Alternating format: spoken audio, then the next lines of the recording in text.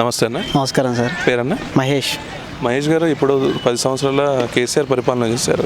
1.5 years ఇప్పుడు రేవంత్ రెడ్డి గారి పరిపాలన కూడా చూస్తున్నారు. ఎవరిది బాగా నచ్చింది సార్ మీకు? ఇప్పటి వరకు అయితే సీఎం రేవంత్ రెడ్డి గారు ప్రవేశపెట్టిన పథకాలు కానీ ప్రతి ఒక్కటి గ్రామంలో ప్రతి ఇంటింటికి చేరుతుంది. ఉద్యోగాలు డిఎస్సి నోటిఫికేషన్ కూడా ఇచ్చారు. దేని గురించి మనం తెలంగాణ తెచ్చుకున్నాం. ఇప్పటివరకైతే రేవంత్ రెడ్డి గారు చేస్తున్న ప్రతి ఒక్క పథకం ప్రతి గడపకి అందుతుంది. మీకు ఏమైనా స్కీమ్స్ వచ్చాయండి?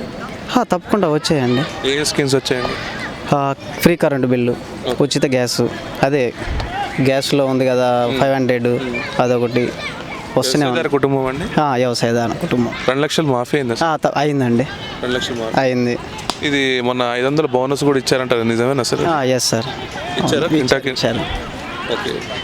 అంటే గతంలో కేసీఆర్ గారికి నచ్చింది ఏముంది, వీరి దాంట్లో నచ్చింది గుడ్ అండ్ బ్యాడ్? కుటుంబ పరిపాలన వాళ్ళది దోచుకోవడం. రేవంత్ రెడ్డి గారిది అలా కాదు.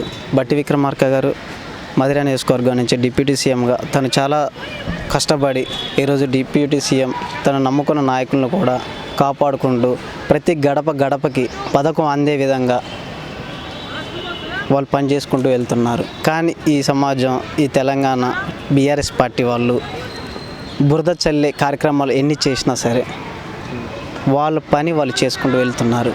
నెక్స్ట్ టైం కూడా కాంగ్రెస్ పార్టీ అధికారంలోకి రావడం కన్ఫర్మ్. ఇప్పుడు మీది మధిర నియోజకవర్గం ఉన్నారు కదా, ఇప్పుడు భవనకల్ మీకు దగ్గరేనండి? దగ్గరండి, మాది ముదిగొండ. మీరు ముదిగొండ. ఓకే. భవనకల్ బ్రిడ్జ్ ఉంది కదండి, భవనకల్ బ్రిడ్జ్ రావినూతల టు భవనకల్ బ్రిడ్జ్ వచ్చేసరికి అది శిథిలా వ్యవస్థలో ఉంది. ఇప్పటి వరకు 1.5 years అవుతుంది. మరి దాన్ని ఏమైనా మరమ్మతులు స్టార్ట్ చేశారు. ఇప్పటి వరకు ముదిగొండ మండలం భవనకల్లు అటు వచ్చేసి ఎర్రుపాలెం అన్ని విధాలుగా అన్ని రోడ్లు లింకులు చేసుకుంటూ బట్టి గారు నిధులను కేటాయించారు. వర్కులు కూడా స్టార్ట్ అయినాయి, నడుస్తూనే ఉన్నాయి. శంకుస్థాపనలు కూడా అయిపోయినాయి సార్. రోడ్స్, ఇంటర్నల్ రోడ్స్ పడుతున్నాయి. వర్క్ కూడా స్టార్ట్ అయిపోయింది ఆల్మోస్ట్. ఓకే. ఇప్పుడు ఇక్కడ తీగల వంతెన అంటున్నారు, ఈ తీగల వంతెన ఎంతవరకు వచ్చింది సార్ ఖమ్మంలో? అది ఐడియా లేదు.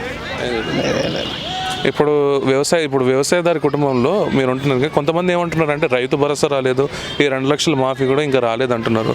ఎందుకంటే రేషన్ కార్డు లేదు వల్ల అది అవ్వట్లేదు అంటున్నారు. రేషన్ కార్డు ఎప్పుడు ఇచ్చే ఛాన్స్ ఉందండి?